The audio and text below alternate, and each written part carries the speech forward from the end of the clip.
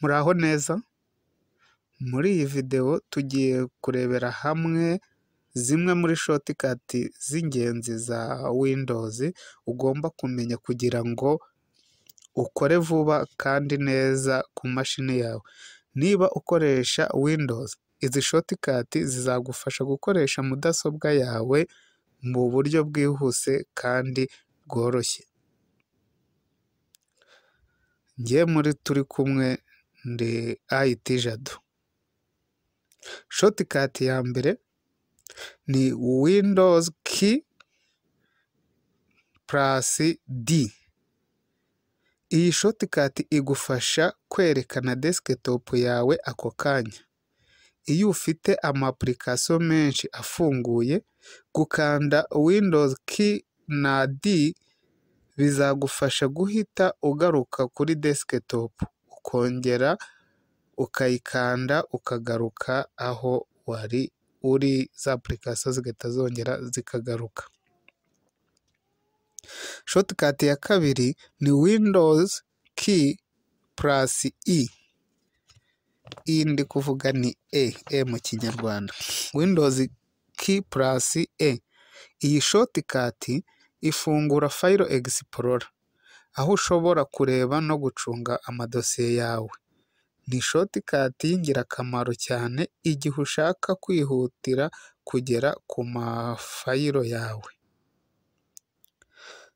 Shortcut ya gatatu ni Windows key plus L. Windows key plus L. Iyi shortcut izagufasha guhita urokinga mudasobwa yawe.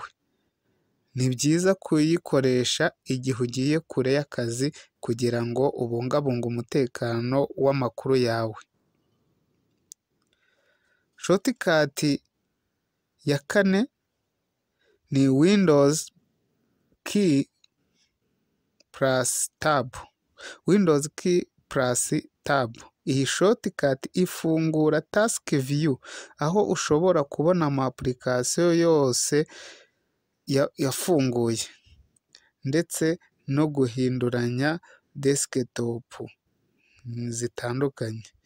Icyo ni igihe uba wakoresheje virtual desktop. Muri video ibanza narabiberetse uko wakoresha virtual desktop.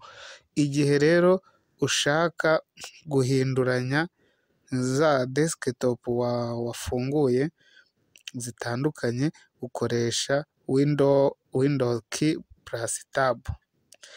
Ibi bizagufasha gutunganya akazi kawe neza. Shortcut ya gatanu ari nayo ya nyuma ni Windows key plus I. Windows key plus I.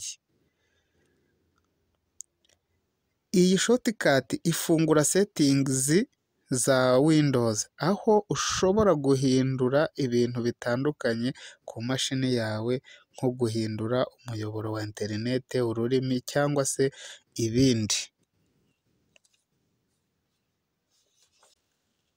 Nuko rero izi ni shortcut eshanu za Windows ugomba kumenya. Zikoreshe buri munsi kugira ngo ubashe gukora vuba kandi neza. Niba wumva iyi video yagushimishije, nyamuneka shyira like kuri iyi video, uyisangize abandi kandi ukore subscribe kuri iyi channel kugira ngo tubane mu yandi masomo. Murakoze cyane.